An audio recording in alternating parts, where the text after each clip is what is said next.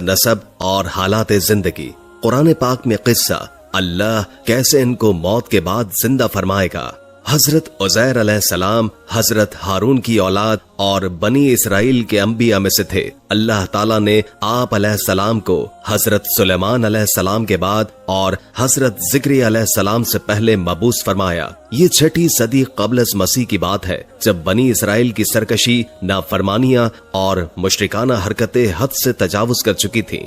ہر طرف ظلم و جبر، فساد اور لوٹ مار کا بازار گرم تھا۔ اللہ تعالیٰ نے اس زمانے کے پیغمبروں کے ذریعے بنی اسرائیل کو متنبع فرمایا کہ اپنی حرکتوں سے باز آ جائیں، ورنہ گزشتہ قوموں کی طرح انہیں بھی عذاب الہی کا سامنا کرنا ہوگا۔ بار بار کی تنبیہ کے باوجود جب ان پر کوئی اثر نہ ہوا اور ان کی بدعمالیاں روز بروز بڑھتی چلی گئیں تو قوم عمالقہ کا ایک ظالم اور سفاک بادشاہ جس کا نام بخت نصر تھا، بابل سے ایک بڑی فوج کے ساتھ آندھی اور طوفان کی طرح راستے کی حکومتوں کو پامال کرتا فلسطین کی طرف بڑھا اور تھوڑے ہی عرصے میں اس کی اینٹ سے اینٹ بجا دی۔ تورات کے مطابق 40,000 علماء قتل کر دیے گئے، یہاں تک کہ تورات کا ایک بھی عالم زندہ نہیں بچا۔ اس کے ساتھ ہی بخت نصر نے وہاں کے 40,000 افراد کو قیدی بنایا اور انہیں بھیڑ بکریوں کی طرح ہانک کر بابل لے گیا، جن میں حضرت عزیر علیہ السلام بھی شامل تھے جو اس وقت نوعمر تھے۔ بخت نصر کے حکم پر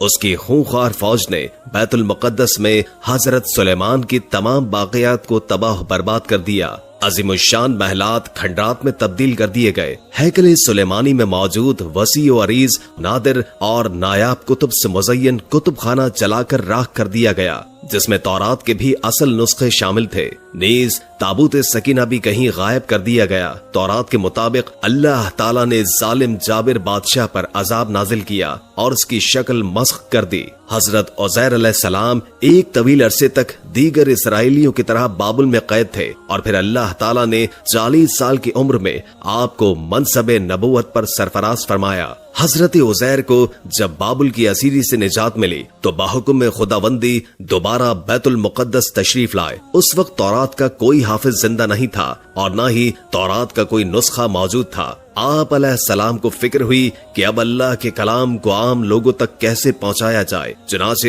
انہوں نے اسرائیلیوں کو جمع کیا، اور چونکہ آپ نے بچپن ہی میں تورات حفظ کر لی تھی لہٰذا اسے ان سب کے سامنے پڑھ کر تحریر کروایا۔ بعض اسرائیلی روایات میں ہے کہ جس وقت انہوں نے بنی اسرائیل کو جمع کیا تو سب کی موجودگی میں آسمان سے 2 چمکتے ہوئے شہاب اترے اور حضرت عزیر علیہ السلام کے سینے میں سما گئے۔ تب حضرت عزیر علیہ السلام نے بنی اسرائیل کو اثر نو تورات مرتب کر کے عطا فرمائی۔ جب وہ اس کام سے فارغ ہوئے تو بنی اسرائیل نے انتہائی مسرت کا اظہار کیا اور ان کے قلوب میں آپ کی قدر و منزلت اور بڑھ گئی، لیکن پھر وقت کے ساتھ ساتھ یہ محبت اور عقیدت گمراہی میں بدل گئی، یہاں تک کہ بنی اسرائیل نے حضرت عزیر کو اللہ کا بیٹا کہنا شروع کر دیا، جس کے بارے میں اللہ رب العزت نے قرآن کریم میں ارشاد فرمایا، اور یہود کہتے ہیں کہ عزیر اللہ کے بیٹے ہیں اور عیسائی کہتے ہیں کہ مسیح اللہ کے بیٹے ہیں۔ یہ ان کے منہ کی باتیں ہیں، پہلے کافر بھی اسی طرح کی باتیں کیا کرتے تھے، یہ بھی انہی کی ریس کرنے لگے ہیں، اللہ انہیں ہلاک کرے، یہ کہاں بھٹکتے پھرتے ہیں۔ سورہ توبہ آیت نمبر 30۔ ابن عساکر نے حضرت ابن عباس کے حوالے سے روایت نقل کی ہے کہ آپ نے حضرت عبداللہ بن سلام سے سوال کیا کہ اس فرمان الہی کا کیا مطلب ہے، اور یہود نے کہا کہ عزیر اللہ کے بیٹے ہیں۔ عبداللہ بن سلام نے فرمایا کہ حضرت عزیر نے بنی اسرائیل کی خاطر پوری تورات حفظ کر لی، جس پر انہوں نے کہا کہ اتنی طاقت تو موسیٰ بھی نہیں رکھتے تھے کہ بغیر کتاب کے پوری تورات سنا سکیں اور پیش کر سکیں، جبکہ عزیر ہمارے پاس پوری تورات بغیر لکھی ہوئی اور بغیر کسی کتاب کے لائے۔ اسی وجہ سے بنی اسرائیل کے کئی گروہ اس بات کے قائل ہو گئے کہ عزیر اللہ کا بیٹا ہے۔ ابن کثیر۔ حسب نسب اور حالات زندگی۔ حضرت عزیر علیہ السلام کی حیات طیبہ کے بارے میں قرآن و احادیث اور تاریخ کی کتب میں زیادہ مواد نہیں ملتا۔ قرآن کریم کی سورہ توبہ میں صرف ایک جگہ آپ کا نام مذکور ہے۔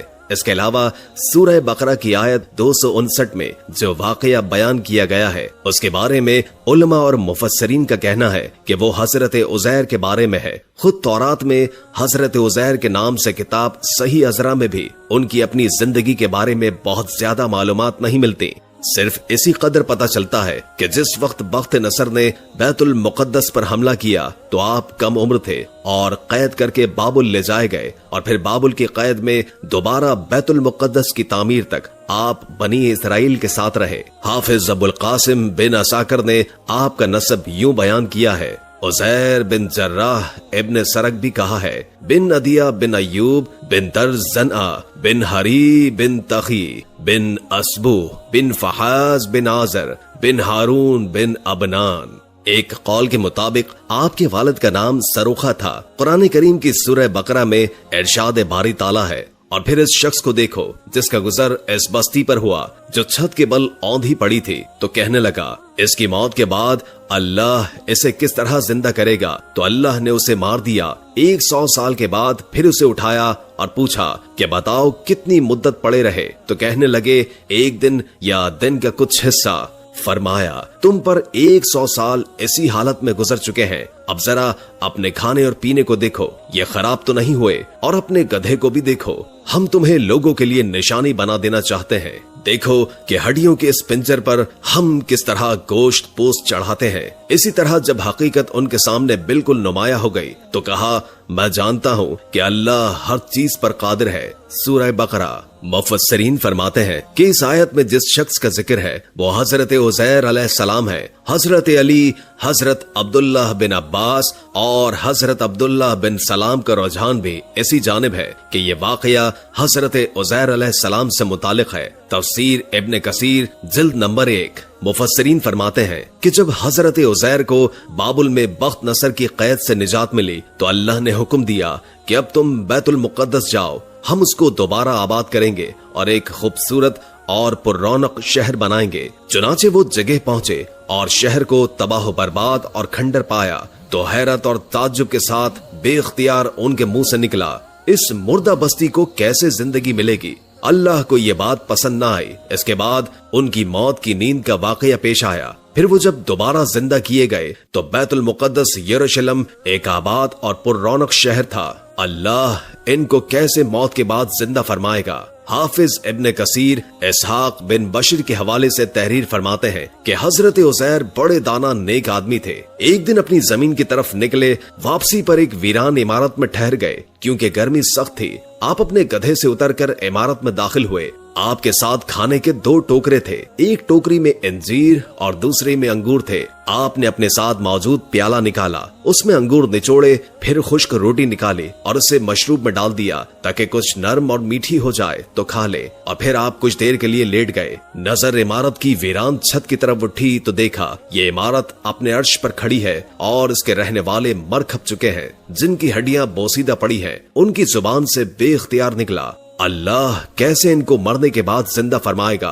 आपको ये शक नहीं था कि अल्लाह इनको जिंदा न फरमाएगा, बल्कि इसके तरीके के अखीर पर ताज्जुब करते हुए फरमाया। फिर अल्लाह ने हजरत जिब्रील को उनके पास भेजा, जिन्होंने हजरत उज़ैर की रूह कब्ज कर ली और फिर 100 साल तक अल्लाह ने उनको यूं ही मौत की नींद सुलाए रखा। इस दौरान बनी इसराइल में बहुत से वाकयात और हादसात रोनुमा हुए और बैतुल मुकद्दस फिर आबाद होकर पुररौनक शहर बन गया। फिर अल्लाह ताला ने आप में रूह फूंक दी। आप अलैहिस्सलाम जिंदा होकर बैठ गए तो फरिश्तों ने पूछा आप यहाँ कितनी मुद्दत रहे। जवाब दिया 1 दिन या दिन का कुछ हिस्सा।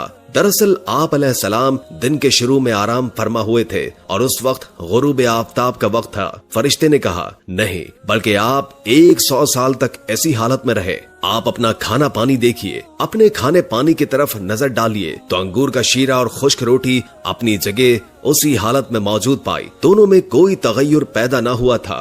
इसी तरह इंजीर और अंगूर भी उसी तरह तरोताजा थे। फिर आपके दिल में बताई गई मुद्दत के बारे में इनकार का ख्याल पैदा हुआ तो फरिश्ते ने कहा आप मेरी बताई हुई मुद्दत को बाईद और गलत समझ रहे हैं, तो फिर जरा अपने गधे की तरफ देखिए। जब हजरत उज़ैर ने अपने गधे की तरफ देखा तो हैरान रह गए, क्योंकि उसकी हड्डियां गल सड़कर बोसीदा हो चुकी थी। फरिश्तों ने हड्डियों को हुक्म दिया तो हड्डियां हर तरफ से इकट्ठी होकर एक जगह जमा हो गई और फिर जुड़कर ढांचा बन गई। हजरत उज़ैर अलैहिस्सलाम हैरान होकर अल्लाह की कुदरत का नजारा देख रहे थे। फिर उस ढांचे पर रगे चढ़े, पट्टे बने, गोश्त चढ़ा, फिर उन पर खाल और बाल उगाए। फिर फरिश्ते ने उसमें फूंक मारी तो गधा आसमान की तरफ और सर और कान उठाए आवाजें निकालता खड़ा हो गया। फिर जब हजरत उजैर ने कुदरत इलाही की निशानियां देखी और शहर को पहले से ज्यादा बारौनक पाया तो बोल उठे, मैं यकीन करता हूँ कि अल्लाह हर चीज पर कादिर है। पुराने मोहल्ले में वापसी।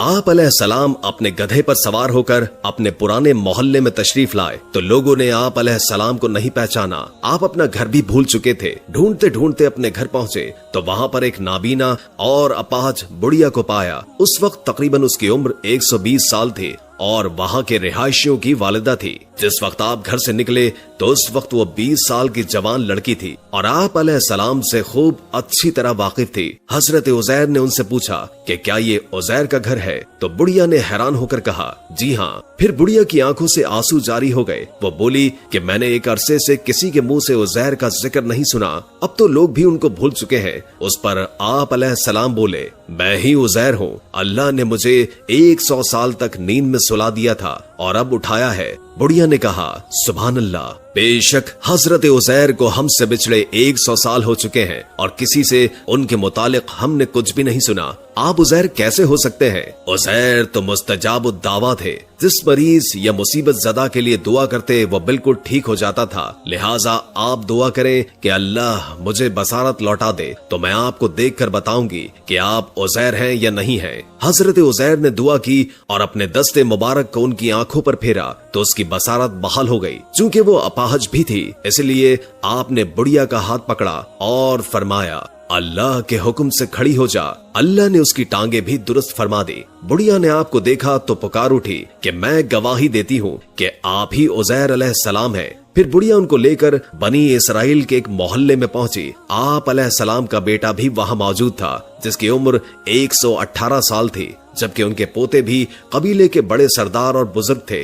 बुढ़िया ने उनको आवाज दी और कहा कि ये उजैर अलैहिस्सलाम है। अल्लाह ने इनको 100 साल नींद देकर सुला दिया था। ये अब अल्लाह के हुक्म से उठे हैं और तुमसे मिलने आए हैं। लोगों ने पहले यकीन नहीं किया, लेकिन जब उसने अपनी बीनाई आने और हाथ पांव ठीक होने के बारे में बताया तो सब हैरान हो गए। उनके बेटे ने कहा कि मेरे वालिद के दोनों शानों के दरमियान एक स्याह निशान था। आपने अपने शानों को खोला तो वो निशान मौजूद था। बनी इसराइल ने कहा कि हमारे अंदर कोई तौरात का हाफिज नहीं है सिवाय हजरत उजैर के, और बख्तनसर ने सारे नुस्खे जला दिए थे, तो आप हमारे लिए तौरात को लिख कर दिखाइए। हजरत उजैर के वालिद ने बख्तनसर के अय्याम में तौरात के एक असल नुस्खे को दफन कर दिया था और आप अलैहिस्सलाम के अलावा किसी को इसका इल्म नहीं था। चुनाचे आप अलैहिस्सलाम उनको लेकर उस जगह पहुंचे और गड्ढा खोदकर तौरात निकाली जिसके औराक बहुत ही बोसीदा हो चुके थे और लिखाई भी मिट चुकी थी। फिर आप अलैहिस्सलाम सबको लेकर एक दरख्त के साए में तशरीफ फरमा हुए। इतने में अल्लाह के हुक्म से आसमान से 2 शोले उतरे और आपके सीना मुबारक में दाखिल हो गए और आपको पूरी तौरात खुद याद आ गई। आपने नए सिरे से तौरात लिखकर बनी इसराइल के हवाले कर दी। एक तो आप अलैहिस्सलाम ने तौरात लिखी और दूसरा आप अलैहिस्सलाम के साथ 2 शोलों वाला मौजज़ा पेश आया जिसकी वजह से बनी इसराइल उन्हें अल्लाह का बेटा कहने लगे। नाउज़ुबिल्लाह। हजरत इब्ने अब्बास फरमाते हैं कि हजरत उजैर इस आयत की हकीकत के मसादिक बन गए और हम आपको लोगों के लिए निशानी बना देंगे, यानी बनी इसराइल के लिए। और ये निशानी इस तरह थी कि जब अपने बेटों और पोतों के साथ बैठते तो बूढ़े लगते और अब बिल्कुल जवान, क्योंकि आपकी वफात 40 साल की उम्र में हुई और 100 साल के बाद जब उठे तो तब भी वही उम्र थी। क़ससुल अंबिया। मुफस्सिरीन के मुताबिक आपकी कब्र अतहर दमिश्क में है। प्यारे दोस्तों, हम उम्मीद करते हैं कि आपको हमारी आज की वीडियो पसंद आई होगी। अगर आपको हमारी आज की वीडियो पसंद आई है तो बराए मेहरबानी हमारी इस वीडियो को लाइक करें। इसके साथ ही हमारे चैनल को सब्सक्राइब कर दें और साथ में मौजूद घंटी के बटन को दबा दें ताकि मुस्तकबिल में हमारी नई आने वाली तमाम वीडियोस का नोटिफिकेशन आपको बर वक्त मिल सके। शुक्रिया।